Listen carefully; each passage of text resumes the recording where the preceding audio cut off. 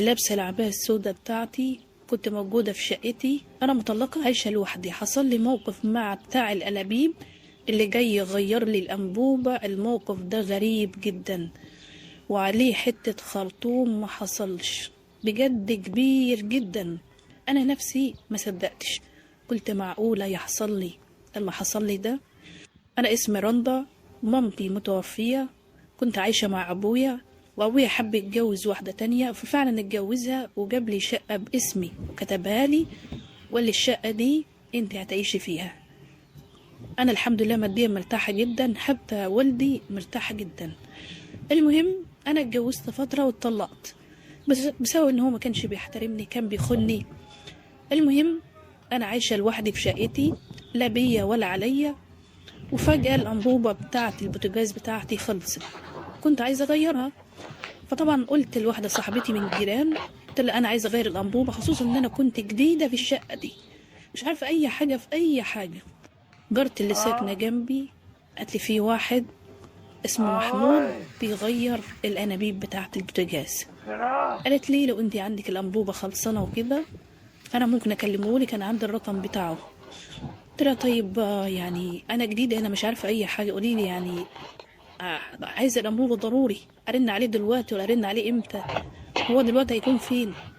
قالت لي لحظة خليكي واقفة دقيقة واحدة، هرن عليه أنا من عندي وهقول لك إذا كان في أنابيب ولا لا، وهقول لك ينفع يجي لك ولا لا. قلت لها أوكي اتفضلي روحي.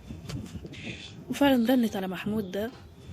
بعد ما رنت عليه يا جماعة قال لها أنا خلاص قدامي كام أنبوبة هوزعها وهجيلك. جارتي قالت له بسرعة عشان إيه؟ عشان السكنة الجديدة الأنبوبة بتاعتها خلصت ومش عارفة تعمل أي حاجة. الله حاضر. وفعلا اللي اسمه محمود ده استنيت ساعة كاملة، لقيت باب الشقة بيخبط. أول ما خبط باب الشقة أنا رحت فتحت، قلت مين؟ قال أنا محمود بتاع الأنابيب.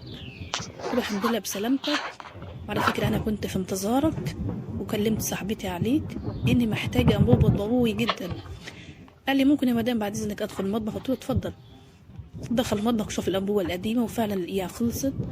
قال لي طب بصي أنا هجيب لك الأنبوبة وهغيرها لك، بس خلي إيه باب المطبخ مفتوح. قلت له تمام يا محمود. بعدين قال لي استنى عليه اصبر شوية. وفعلا نزل تحت وأنا كنت مستنياه فوق. وبعد شوية طلع وجاب الأنبوبة معاه، كان شايلها على كتفه ودخل البيت. قلت له اتفضل. راح عند المطبخ، فضل غير الأنبوبة، فك الأنبوبة القديمة وركب الأنبوبة الجديدة. بتصروش يا جماعة بجد قد إيه كنت سعيدة مبسوطة بالموضوع ده. كنت فعلا فرحانة لأن كنت مزنوقة زنقة ما حصلتش.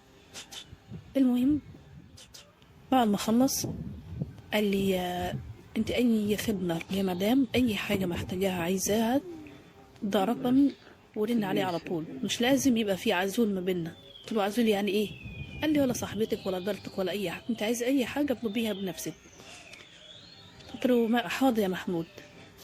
قال لي انا مش عايزك تقولي لي محمود. قلت له امال عايزني اقول لك ايه؟ قال لي قولي لي يا حودة، على اساس ان انا هو عايزني ان ادلعه. ادلعه اقول له يا حودة، هو لسه النهارده انا شايفاه متعرفة عليه النهارده بس هو اللي ركب لي الانبوبة. قلت في نفسي امال لو انا كنت عارفاه مثلا بقالي سنة او سنتين كان عمل ايه؟ المهم قال على فكرة انا شغال في الشغلانة دي بقالي 7 سنين. قلت له ربنا يعينك ويساعدك ويقويك. قال لي على الله والله بس بنتعب قوي فيها ومحدش بيقدر. قلت له هتعمل ايه؟ ما هو اكل العيش كده، اللي رماك على المر الامر منه، ومعلش مفيش حد مرتاح في الدنيا دي، لازم تتعب وتشقى وتجتهد عشان ربنا يوفقك ويكرمك. قال لي بقولك انت ارمله ولا مطلقه؟ قلت له مطلقه.